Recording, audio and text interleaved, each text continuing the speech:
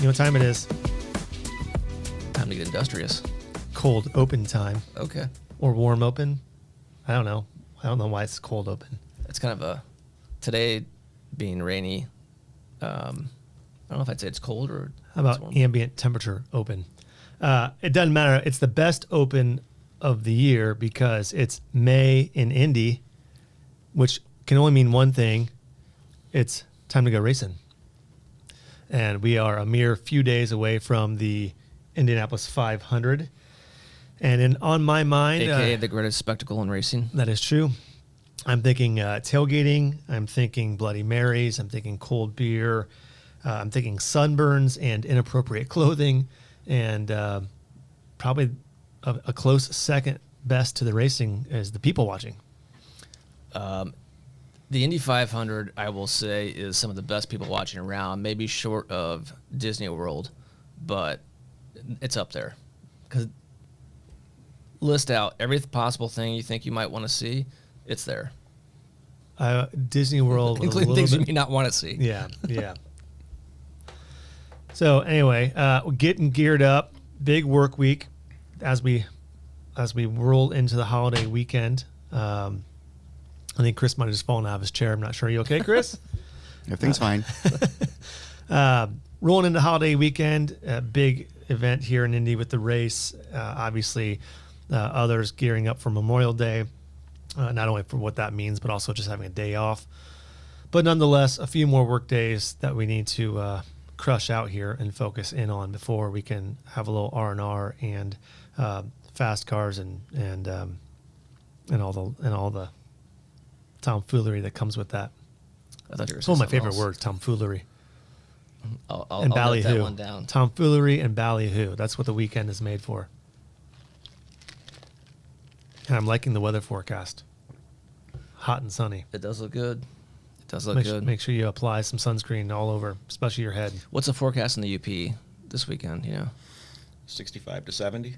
That's pretty good. I mean, those are August temperatures in Canada Light. And we're going up there on Friday, my daughter and I. Are you? Yeah. Awesome. Perfect. Well, that probably makes a good segue. Everyone, welcome back to another episode of the Industrious Podcast. We appreciate you guys joining us for this episode. Wherever you are tuning in, where you get your podcasts or on the Assessa YouTube channel, we thank you for joining us. Today, we are honored to be accompanied by Mr. Steve Edens of Henkel. Welcome to the Industrious Podcast. Thank you. I'm glad to be here. Great. Steve, why don't you introduce yourself to our audience and tell us kind of where you're from, and then we'll work our way into the industry. Okay. My name is Steve Edens. I am with Henkel Corporation. I'm a business development manager for the light metals product line, which would include really anything to do with aluminum or magnesium, pretty much anything non-ferrous. So that would include the Bondrite product line and the old legacy Aladyne product line. As far as my background, I grew up in the UP of Michigan, went to school at Northern Michigan, and moved to Green Bay. Outside of school, got a job there at an anodizer facility, and became a customer of Henkel. Over time, they had a job opening, and here I am today. Yeah. Grew up in the UP. What was that like? If you like the outdoors, it was awesome. Right. And if you grow up there, you learn to like the outdoors. Sure. And you learn to like cold. Right. Yeah. But I grew up near Iron Mountain, just a little town near Iron Mountain. Yeah. And pretty much had my family has a hunting camp up there. And we'd go to a lake a lot. Right. Fishing, skiing, etc. Sounds awesome. Best time to go up there if you're not from there. If you're from here, the summer. Yeah. Yeah. Which is what, a couple weeks in August? About 4 months. Okay. Although you said this weekend's forecast sounds totally fine. Oh, it's beautiful weather if you like to be around 65, 75 degrees. Yeah. And it can get hot there. Sure. But certain spots, it's been known to snow in June and July off the lake. Not a big snowstorm, but just something comes in off the lake. Right, yeah. Yeah. Awesome. Excuse me. And then you said Northern Michigan. I feel like we know someone who went to Northern Michigan. I don't know Another anyone that went to Northern Michigan. Another Henkel guy. Why am I blanking on his name? He's going to be pissed when he sees this. Crap. That's not his name. No, it's not. I'm drawing a blank. And I But have for some reason, I thought he went to Northern Michigan as well, but I could be mistaken. There are a few. If I do a LinkedIn search, I do find some people there. Yeah. Okay. So what drew you there? Did they have? You're interested in chemistry, and they had a program, and that's kind of what drew you in, or? It was close. Right. It was something that had a good chemistry program, and it allowed me to be able to travel back and continue my hobbies that I had without going to, let's say, Ann Arbor or Madison. And on the weekends, I could go and do what I really enjoyed doing, which was outdoor activities. Gotcha. Yeah, we don't mention that school in Ann Arbor on air. Not allowed to. Maybe a rivalry thing. Well, Which one do you mention? Well, there really is only one The big premier, Indiana University. premier Big Ten school, and that would be Indiana University. It's located in God's Country, Indiana. It's about an hour and a half south of here.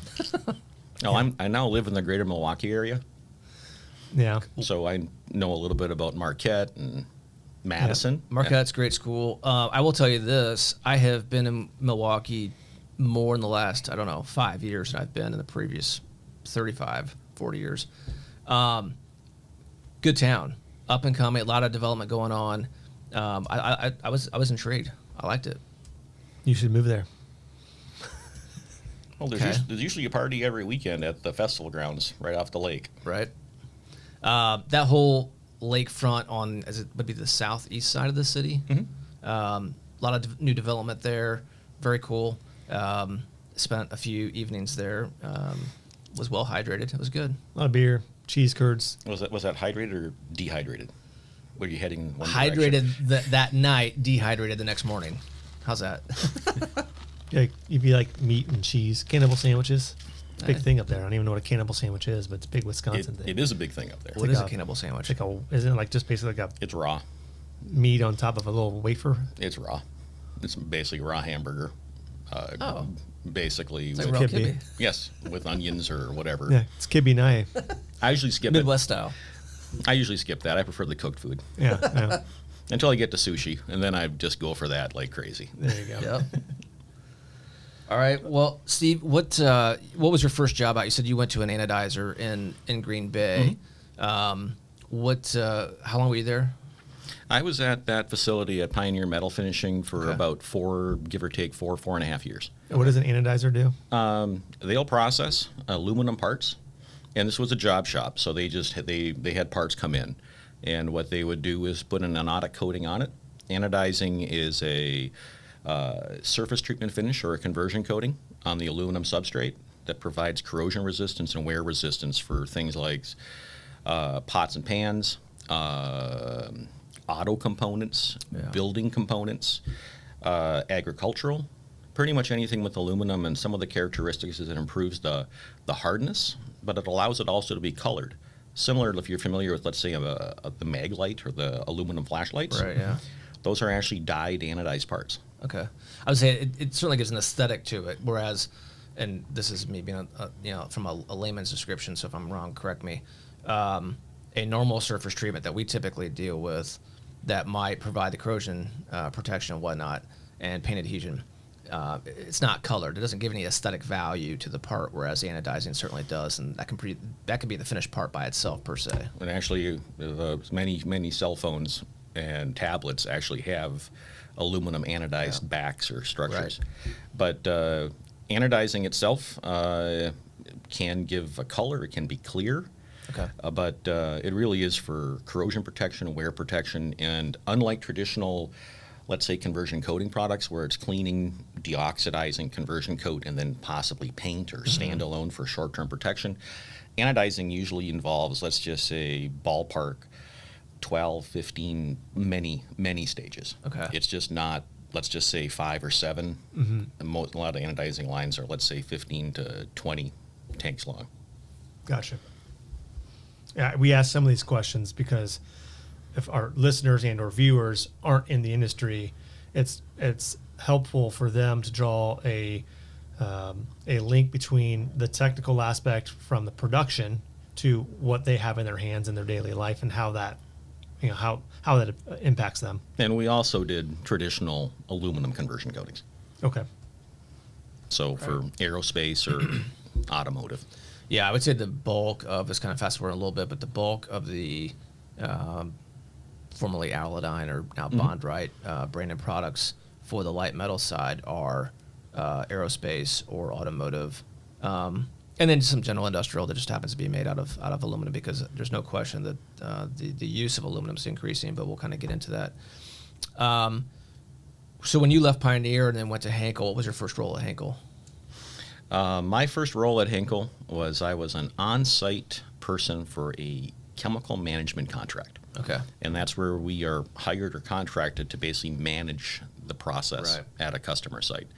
And that was at Racine, at the Case Corporation back in the day. I was only in that role because I had a function that I was really hired for, so that was more of a training position for 1 year for me. And then right after that, I moved into a sales role, and then moved throughout the Henkel sales program, sales, senior sales, account manager, account executive. And then back in 2017, I became business development manager for North American Light Metals. What is your typical, not typical day, but what would you say are the main functions of your current job in that role?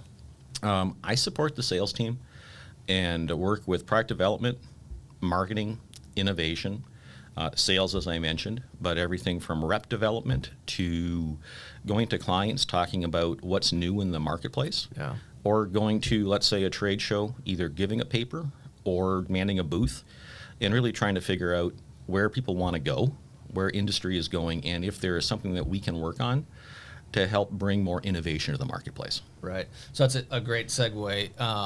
As I mentioned earlier, the use of aluminum and probably other light metals that I haven't mentioned has been growing for, at minimum the last decade for sure. We talked previously a little bit about how the automotive industry is using more aluminum. Other industries are using more aluminum to lightweight the cars to increase fuel efficiency for still, the existing combustion engines, but also EV cars will use aluminum to also help lighten the car to extend battery life. How have you seen that grow over the last 10 years, and what stands out to you from what you've seen in those 10 years, and then maybe what's to come? Well, I'll just go with a few of the industries that I checked on before coming here today. Yeah. Automotive is expected to grow approximately, for the use of aluminum, year over year, approximately 8%. Okay. Every year through, I believe it was 2026. The architectural building industry is expecting to grow by approximately 7%, the use of aluminum year over year. And even aerospace, which during COVID had struggled a bit as far as airplane sales, but they're even showing a growth of aluminum approximately 3 to 4%. And this was just information that was available online. So the use of aluminum is gaining. I believe in the next 5 or 6 years, each vehicle will have about 12% more aluminum than it does today. Right. Lightweighting, which has to do with, let's say, fuel efficiency, or the range for an EV, is one of the big things. But I was just at the Extrusion Technology Show in Orlando a few weeks ago, and right there they of course had a Corvette, and it was a cutaway. Okay. And you could see where they had used aluminum throughout the body, throughout the Right. frame, to basically increase performance. So lightweighting has more of an impact than just what we think about from a sustainability standpoint. Yeah. Even performance-wise, it gives you an advantage to get the vehicle. So how much Certainly. aluminum and carbon is now on that Corvette versus steel and whatever Honestly, else? it was a seat and a few pieces of the body. Okay.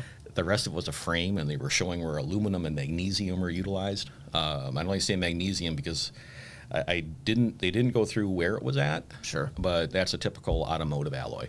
But it was a pretty cool thing to see because you didn't see a lot of the car other than just some pieces, parts to show where things would be in relation to how the frame was put together. Right. Well, if you can maintain 500 plus horsepower but lighten the overall weight of the vehicle, just helps get off the line a little bit faster.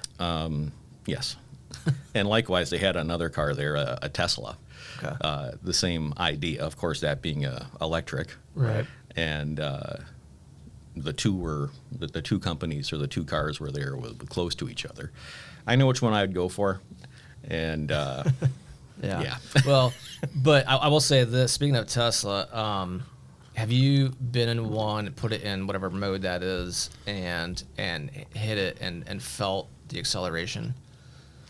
I have not. It's crazy. But my friends that have them have told me that already, that because all the power goes right to the drive system. The amount of torque is unbelievable. I forgot what they told me 0 to 60 was, but it's very fast. It is. You certainly miss the sound of the engine, but the feeling, I mean, it puts you back in your seat and you're like, holy crap. Yeah. I mean, when you punch it on a combustion engine, there's that just little lag that you kind of expect. But when you punch it on an electric vehicle, it's immediate, and you better be ready for it.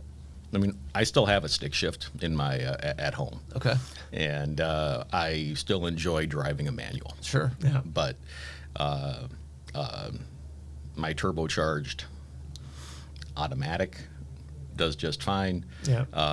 But I did have an electric, and even though it was just it was not a Tesla. It was not meant to be fast. Right. I was just trying to get used to it. Sure. And it was something else.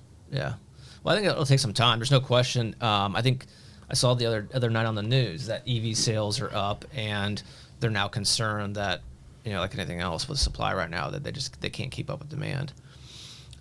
Speaking of which, not to turn the tables on a potentially sore subject, but how are you guys seeing things right now? I mean, I think I already know the answer, but how are things going right now with relative to getting enough raw materials to make the products, the constant fluctuations of pricing, and of course, I shouldn't say fluctuations because they're all kind of just going in one direction. What are you seeing right now? And not to put you on the spot, but how's the crystal ball? And I think I already know the answer to that one. Well, I'll tell you what I can for business development. Sure. So we have people that do that are product line managers and people in purchasing that work on this all the time. Yeah. We have several that are just dedicated to make sure that we can get our raw materials. Whether that means they're coming from, let's say, regionally here in the U.S. or North America, or if they're coming from overseas. We haven't had any real issues with getting products, but we have a team that's actually working pretty hard on it. Yeah. As far as getting raw materials, all you have to do is pick up the newspaper or drive by a gas station and you see what's happening. So just from a supply and demand standpoint, the crystal ball is kind of foggy right now. Right. Yeah. And so to comment on it would be, I guess we have to wait and see. Yeah. Yeah. So folks, we're not just arbitrarily throwing out price increases left and right. And the product shortage is real. I mean, this is not a fabricated thing. I think it's hitting pretty much everyone, whether you're a distributor to direct customers, across the board. Where do you see, and maybe primarily from the light metal side, where do you see things going over the next 5 to 10 years?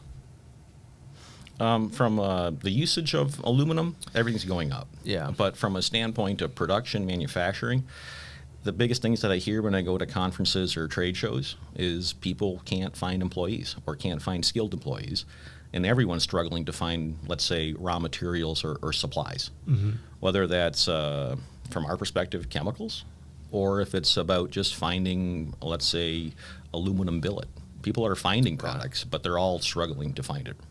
I think that one of the most challenging things, which just sounds, it's odd to say, but there's so much demand out there, or at least to this point, there's been so much demand out there that who would have ever thought that I want to expand my business to be able to provide and fulfill the demand that's being placed on me, but I have to question whether or not I can do that based on availability of labor, availability of building materials, and the indirect labor tied to that. You wouldn't think that we'd be in that position, that those are the elements that are maybe holding back our ability to fill orders. Typically, it's, I want to expand. Okay, I've got the labor force, I've got the space. Now it's a function of going out and getting the business. I don't think a crystal ball a few years ago. Of course, a few years ago we weren't thinking of a pandemic either, but no one would have really imagined that those would be the constraints on growth right now.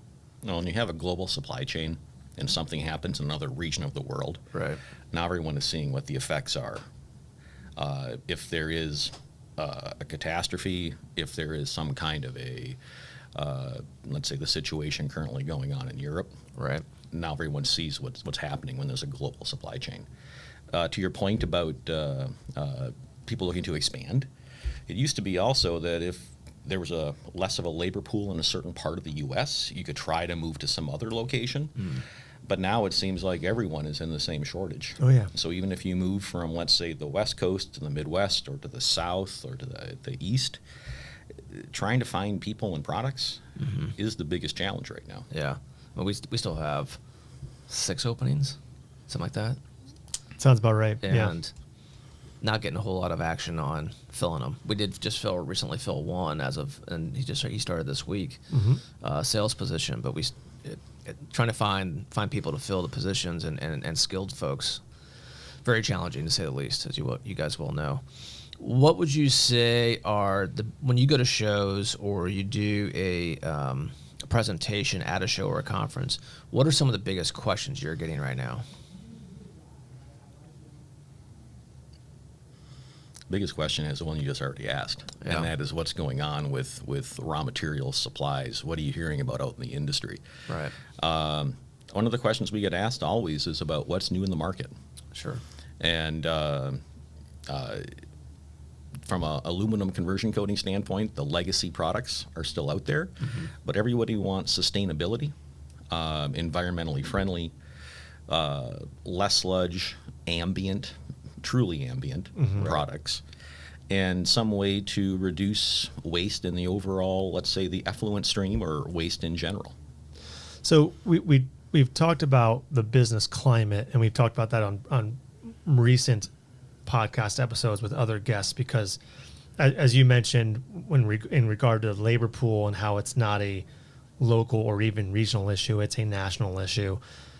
The general supply chain constraints that we're dealing with is a national issue, and it's across multiple industries. We're sort of all in this boat of misery together in some ways. The question I have is not how is the existing supply chain and all that comes with that, not its effect on current business, but how is that affecting development of new products? How is that affecting the R&D side when it comes to trying to fill that or answer that question of what's next? Well, one of the biggest challenges when you go to do let's say a voice of the customer, or to ask someone, if they can't find people to work on the floor, now you have managers and supervisors actually running lines. They have no time to see you. Right. They have no time to go to the shows, the conferences, and if they do, they're always on the phone. So that ability to, let's say, do the mining or the research to see what people are looking for has been affected. You still talk to folks, but now you're hearing about a lot of other people that are running production lines. Right. Along that line, we have a new product in a totally different segment of our business that we sent samples out to different customers to try it out and get their feedback.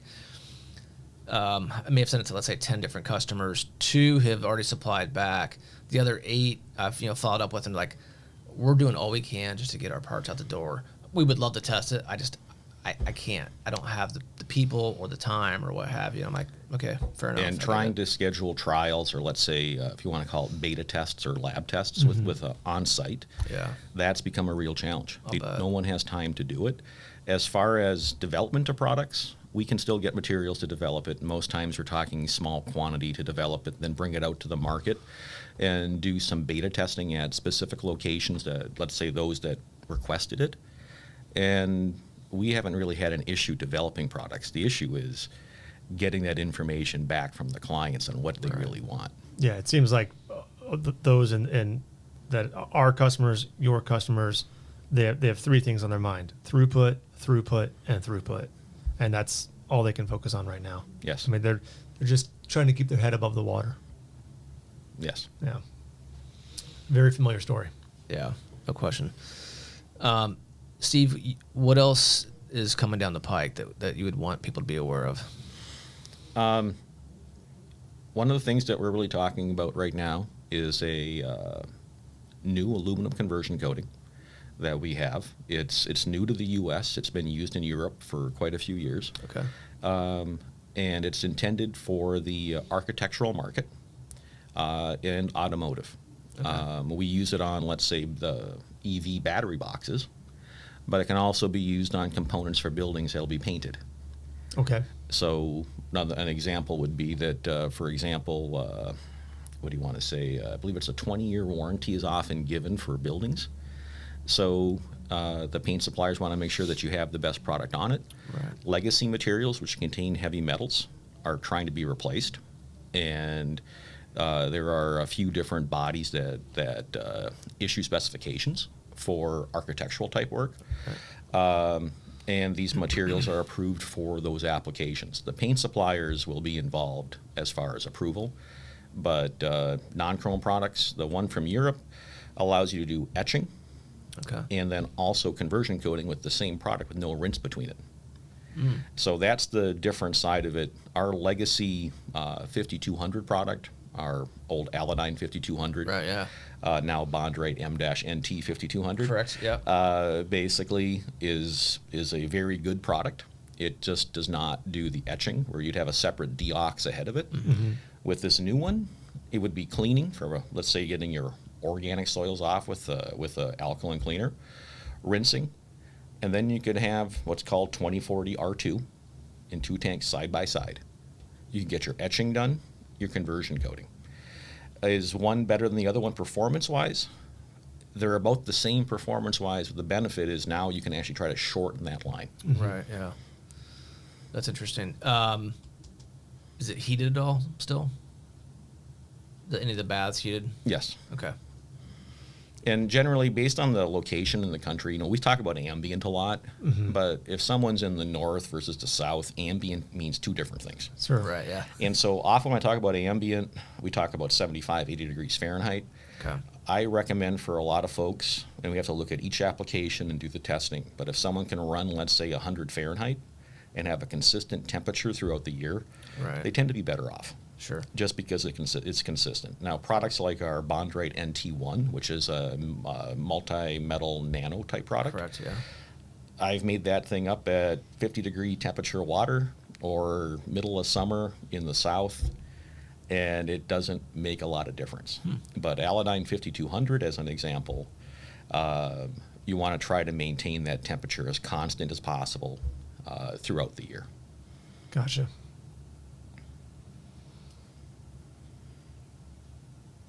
You writing a PO over there? Maybe, yeah. 2040 R2. Yeah, it's a whole product line over in Europe. Okay. I'll also refer to it as RX. There's everything from R1 through R9. Okay. And they have slightly different applications. The R2 is the one that I'll just mention because that's the one that I'm the most familiar with. But it's used on, when I say battery boxes for EVs, it's used here in the U.S. R1 and R2 are used here for... Okay, so it is already stateside in the market. Yeah. Okay. Yeah, we have it here. Gotcha. And so it really comes down to, let's say, the testing performance, the line design, what the system's built out of. Because anytime you have an etching acid in a system, you have to make sure that you're very careful on the construction equipment. Okay. Because if the washer does not have the proper or has an improper alloy, Right. you can actually... It's gonna eat through yes, that. it will. Yeah. And that's one of the biggest questions we have when someone that has, let's say, an alkaline system in the front, an acidic conversion coating, and they want to put an acidic cleaner in that does some etching, is what is everything made out of? Yeah. Yeah. Well, that makes sense.